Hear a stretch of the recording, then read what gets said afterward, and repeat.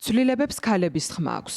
ასეთი იყო გაეროს ქალთა ორგანიზაციის ერთ-ერთი მთავარი გზავნილი 2024 წელს.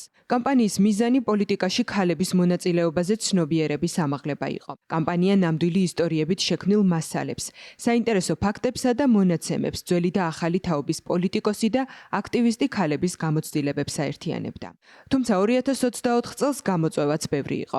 მაგალითად გაუქმდა გენდერული კვოტები. 2024 წელს საქართველოს პარლამენტმა მესამე მოსმენით 85 ხმით 22-ის წინააღმდეგ საარჩევნო კოდექსში ცვლილება მიიღო, რომლის თანახმადაც პოლიტიკურ პარტიებს აღარ აქვთ ვალდებულება თავიანთი საარჩევნო სია გენდერული კვოტირების მოთხოვნების შესაბამისად დააკომპლექტონ.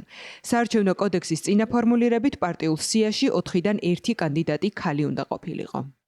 შევეხები გენდერული კვოტირების გაუქმების ნაწილში, რაც პირდაპირ ურტყამს ოჯახში და ქალთა მიმართ ძალადობის წინააღმდეგ ბრძოლას. მართალია გენდერული კვოტირების გაუქმების დროს გამოვიდნენ წამყვანი და მმართველი პარტიის წარმომადგენლები, ისე თითქოს ეს არ არის დიდი არაფერი ცვლილება, თუმცა რეალურად ასეთი მცირე ნაბიჯებით საბოლოოდ ვანგრევთ იმ შედეგს, რა შედეგსაც გასულები ვიყავით ევროკავშირთან ინტეგრაციის და ასოცირების ხელშეკრულების ფარგლებში ვალდებულებების შესრულების დროს. რომ გაუქმდა გენდერული კვოტირების კანონი პირდაპირ არჩევნების წინ და შეგრძნება მიჩნდებოდა ამ წლების განმავლობაში, რომ მიზანმიმართულად ხდებოდა გარკვეული გამოცდილებებზე დაყრდნობით ქალების აქტიურობის, თუნდაც საჯარო პოლიტიკაში შეზღუდვა, გარკვეული შურისძიება თითქოს ქალების წინააღმდეგ, იმიტომ რომ აღმოჩნდა, რომ ბოლო წლების განმავლობაში მთავარი წინააღმდეგობა იქნებოდა ეს პარლამენტში, იქნებოდა ეს აქტივისტებისგან, იქნებოდა ეს არასამთავრობო სექტორისგან ძალიან კაფიოდ და წინა ხაზზე ჩანდნენ ქალები და ქალების მხრიდან ექმნებოდა ხოლმე ძირითადად ეს წინააღმდეგობები. 25 ნოემბერს ტრადიციულად გენდერული ძალადობის წინააღმდეგ 16 დღიანი აქტივიზმის კამპანიაც გაიმართა. მიზანი გენდერული ნიშნით ძალადობის საკითხებზე საზოგადოების ცნობიერების ამაღლება იყო. ჩატარდა არაერთი მარშიც.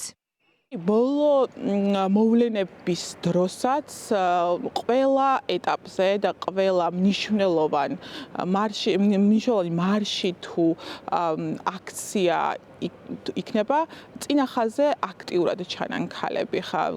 სულ რამდენიმე დღის წინ იყო ეს ცნობილი ხორუმის ეპიზოდიც და იქაც ძალიან სიმბოლური იყო, რომ მიუხედავად იმისა, რომ ეს თითქოს რაღაც კაცების ბრძოლის ცეკვად ითვლება, წინა ხაზზე ქალებიდან და ეს სიმბოლური გამოხატულება იყო ჩემი აზრით ყველაფერი იმის, რაც დღეს საქართველოში ხდება. რა თქმა უნდა, ყველას გვაქვს მნიშვნელოვანი წვლილი ამ პროცესში. არ მინდა დავაკნინო რაღაცა კაცების როლი, რომლებიც დემოკრატიული ღირებულებებისთვის იბრძვიან და ძალიან მნიშვნელოვანი წვლილი აქვს ისტორიულადაც და დღესაც ამ პროცესებში, მაგრამ ფაქტია ის, რომ ეს იმიჯიც ასეთია, რომ თითქოს ამ პროტესტს აქვს ქალის სახე. მართალია წელიწადში რამდენჯერმე ქალების მარშის ჩატარება, ქალთა უფლებების დაცვაზე მუშაობა მნიშვნელოვანი მესიჯია საზოგადოებისთვის, თუმცა აუცილებელი ამას თან ახლდეს სახელმწიფო უწყებების დეკლარირებული პოლიტიკა, რომ მე ვებრძვი ქალთა მიმართ ძალადობას და ოჯახში ძალადობას. ხდებოდეს ბანერები სახელმწიფო უწყებების შესასვლელთან, ან საზოგადოებრივი თავშეკლის ადგილებში, მეტროებში, ავტობუსებში.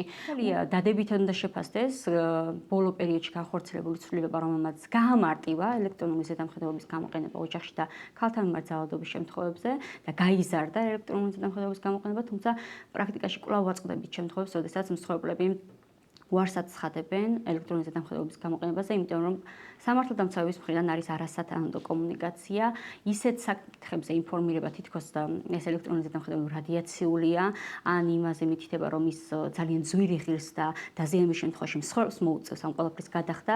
ამ ინფორმაციის მიღების შემდგომ კი მსხვერპლები უარსაც ცხადებენ ამ სასიცოცხლო მნიშვნელოვანი მექანიზმის გამოყენებაზე. ახლა ევროკავშირთან მოლაპარაკებების გახსნის საკითხი შეჩერებულია. უფლებადამცველები კი იმ საფრთხეებზე საუბრობენ, როგორ იმოქმედებს ეს ქალების უფლებებზე. ყველა პოზიტიური ცვლილება, ყველა მნიშვნელოვანი მიღწევა, რასაც საქართველოს მიაღწია 2017 წლიდან დღემდე დაკავშირებულია მთლიან და ამ ასოცირების ხელშეკრულებასთან, ამ ევროინტეგრაციის მსვლელობისკენ მიმავა გზასთან. ანუ ყველა პოზიტიური საკანონმდებლო ცვლილება, ყველა პოზიტიური გადამზადება, ყველა მნიშვნელოვანი მიღწევა ფაქტობრივად აქედან გამომდინარეობდა. მათ შორის რისკების შეფასების ინსტრუმენტი, შემაკავებელი ორდერის მიღება, სექსუალური შევიწროების საკანონმდებლო დეფინიციის შემუშავება 2019 წელს, 2020 წელს ელექტრონული ზედამხედველობის მექანიზმის დანერგვა. ყველაფერი ეს იყო იმ რეკომენდაციების შესრულება, რასაც ჩვენ გვთხოვდა ევროკავშირი. ახლა, როცა ჩვენ უკვე შევაჩერეთ ეს ჩვენი ცალმხრივად შევაჩერეთ ეს მსვლელობა, ჩათვალეთ, რომ ამ საკანონმდებლო ცვლილებებსაც აღარ ექნება შედეგი, არათუ შემდგომ უკვე პროგრესირებული ბრძოლა ამ ყველაფრის წინააღმდეგ. ზოგადად მთელი ეს პროცესი, რაც საქართველოში პროგრესის კუთხით მიმდინარეობდა, ქალთა უფლებების დაცვის კუთხით მიმდინარეობდა, ძირითადად ეს ხდებოდა ევროკავშირის მხარდაჭერით, სხვადასხვა ევროკავშირის წევრი ქვეყნების უდიდესი ფინანსური მხარდაჭერით და ამერიკის თუ სხვა ჩვენი დასავლელი პარტნიორების მხარდაჭერით. ეს შეჩერებული ურთიერთობები ძალიან ბევრ პროექტს მნიშვნელოვანს და მხარდაჭერას გააჩერებს. ეს ნიშნავს იმას, რომ კიდევ უფრო ნაკლები რესურსი ექნებათ დღეს საქართველოში ორგანიზაციებს, რომ ყავდეთ იურისტი, მაგალითად, რომ ძალადობის მსხვერპლ ქალს დაეხმარონ.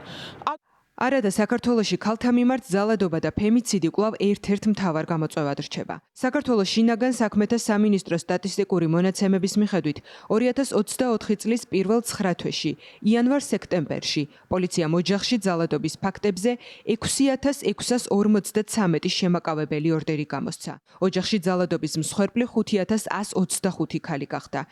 იმავე პერიოდში ოჯახში ძალადობის 8192 შემთხვევა აღირიცხა. მათ შორის ფიზიკური ძალადობის 1836 და ფსიქოლოგიური ძალადობის 6155 შემთხვევა.